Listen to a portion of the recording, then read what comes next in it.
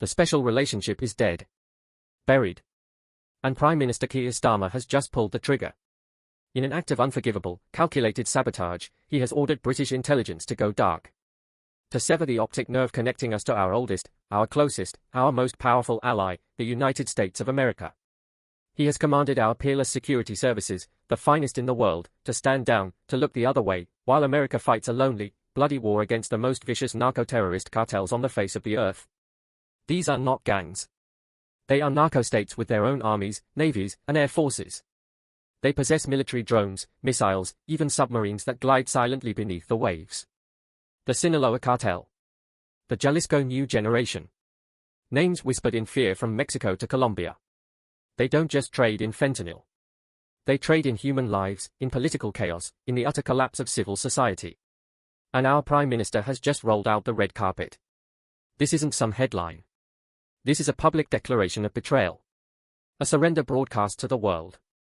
It raises the single terrifying question of our time: how long before all our enemies, from Moscow to Tehran to Beijing, realize that under this government, Britain stands for nothing, and with no one at all? You might have seen this story flicker across your screen, a footnote on the BBC News at 10, deliberately buried beneath layers of domestic trivia.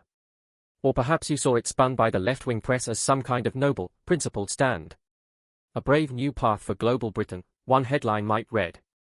Starmer reasserts British legal sovereignty, another will lie. Don't be fooled. They are lying directly to you with every fibre of their being. This isn't a simple policy disagreement between gentlemen. This is a calculated, deliberate, and deeply humiliating stab in the back. A public shaming of the United States, orchestrated from the very heart of Downing Street, designed to cripple our most vital security partnership. The official line, the one whispered by Starmer's spin doctors, is that his government is deeply uncomfortable with American military strikes on cartel speedboats in the Caribbean. Uncomfortable.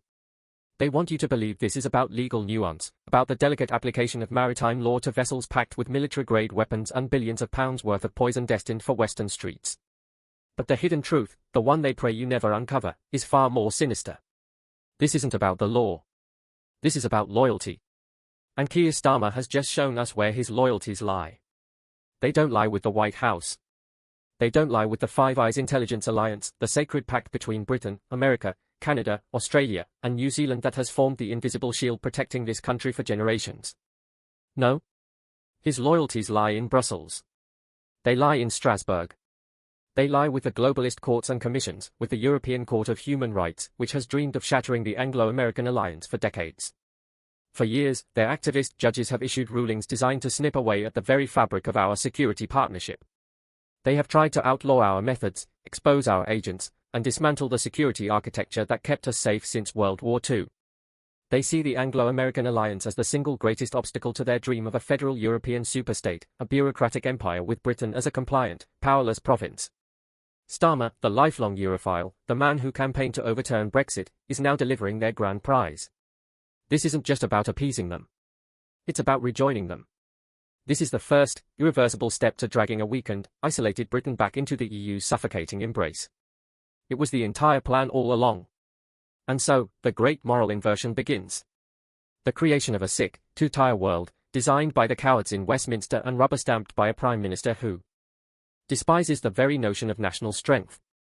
In this nightmarish new reality, a cartel speedboat, likely flagged in Panama for convenience, carrying enough fentanyl to kill every man, woman, and child in a city the size of Manchester, is granted more protection by the British state than our own allies.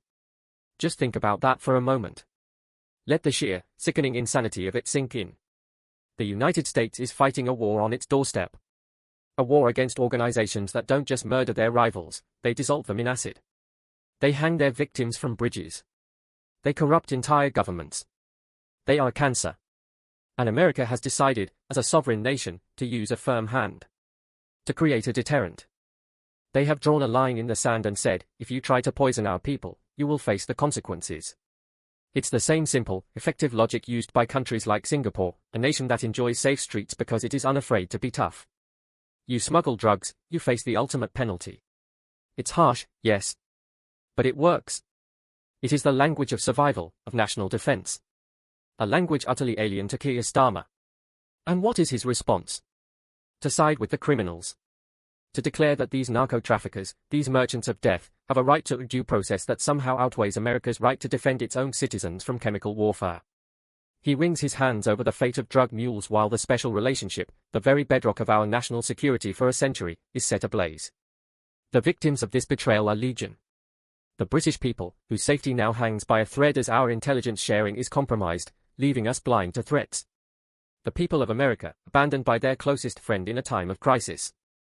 And every single British soldier, sailor, and airman who has ever fought and bled alongside their American brothers in arms, from the beaches of Normandy to the mountains of Afghanistan.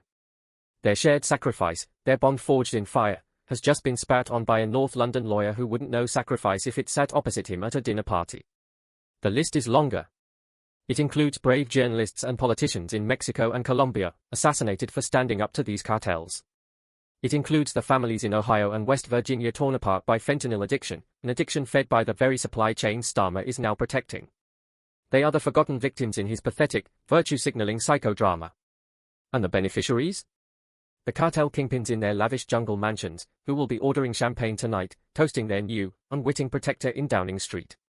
The armies of activist lawyers, their pockets bulging with taxpayer-funded legal aid, preparing to file endless challenges against any attempt to secure our borders. And the grey, faceless bureaucrats in Brussels, who see their dream of a weakened, isolated, EU-compliant Britain finally coming true. The architect of this national humiliation is Keir Starmer. A man so utterly and completely devoid of patriotic instinct, so captured by the ideology of the international legal industry, he sees an ally fighting for its life and chooses to lecture them from the sidelines. This is the man in charge of our nuclear deterrent. Our national security. A man whose first instinct is always to appease our enemies and alienate our friends. This isn't a one-off blunder. It's a pattern. A terrifying, accelerating sequence of surrender. Remember the Chagos Islands? The surrender of Diego Garcia, our unsinkable aircraft carrier in the Indian Ocean, handed over to a Mauritian government crawling with Chinese Communist Party agents. That was strike one. Then the Gibraltar betrayal, signaling a willingness to accept EU boots on our sovereign territory to appease Brussels. Strike two. Then the state-sanctioned propaganda war against Donald Trump, using the British state to interfere in an ally's democracy, a reckless act of diplomatic vandalism. Strike three. And now this. The final, fatal cut. One by one, he is dismantling the pillars of the Anglosphere. He is severing the ties that bind us to our kin in America, Australia, and Canada. Why? Because his vision for Britain isn't one of a proud, global, sovereign nation. His vision is of Province UK. A neutered, compliant member of a federal European superstate, taking its orders from foreign judges and paying tribute to Brussels. He doesn't believe in borders. He doesn't believe in deterrence. He doesn't believe in strength. He is a puppet, and his strings are pulled by those who have always resented British and American power. The true heroes in this story are the ones he despises. The British people, who still believe in common sense and loyalty. The silent majority who are proud of our history and our alliance with the United States. We know who our friends are. We remember 1941. We remember the Cold War. We remember 9/11. This government doesn't speak for us. Leaders like Nigel Farage have been warning for years that this political class couldn't be trusted with our sovereignty or our security. They called him extreme. They called him a fearmonger. Now, we see his predictions coming true in the most devastating way imaginable. We see a Britain led by a man who would rather defend a drug boat than defend our oldest alliance. We see the urgent need for leaders who understand what a border is, leaders like Donald Trump, who are unafraid to call evil by its name and are willing to do what is necessary to protect their people. Starmer's weakness, his desperate need to be liked by the Davos crowd, is now the greatest threat to our security and the free world. This is our moment of truth. A fundamental choice about the soul of our nation. Are we the Britain of Churchill, of Thatcher, of the Falklands? A proud, sovereign country that stands shoulder to shoulder with its allies against the forces of darkness? Or are we to become Starmer's Britain? A cowardly, apologetic vassal state, taking instructions from a foreign court, making excuses for terrorists and criminals while betraying the friends who have stood by us through thick and thin. This act of treachery has sent a message to the entire world. It tells our allies they can't count on us. And it tells our enemies that we are weak, divided, and led by a fool. The damage is incalculable. The humiliation is absolute. This is the grim legacy of a Labour government. Chaos, collapse, and surrender. It is the quiet, creeping death of a great nation. So I ask you this. When a hostile state cuts the undersea power cables, when a cyber attack cripples our financial system and your savings vanish, when a new pandemic emerges and we need American genius to save us, when we make that desperate call for help, after this unforgivable act of national suicide, who in God's name do you think is going to pick up the phone? The establishment media will try to bury this story. The political class in Westminster wants you to forget it ever happened. They are counting on your apathy. They are counting on your silence. Prove them wrong. This is your digital battlefield. Every share is a weapon. Every comment an act of defiance. Share this video with every single person you know. Force them to see the truth. Sound the alarm. Fill the comments below and let them know that the British people have not forgotten what loyalty means.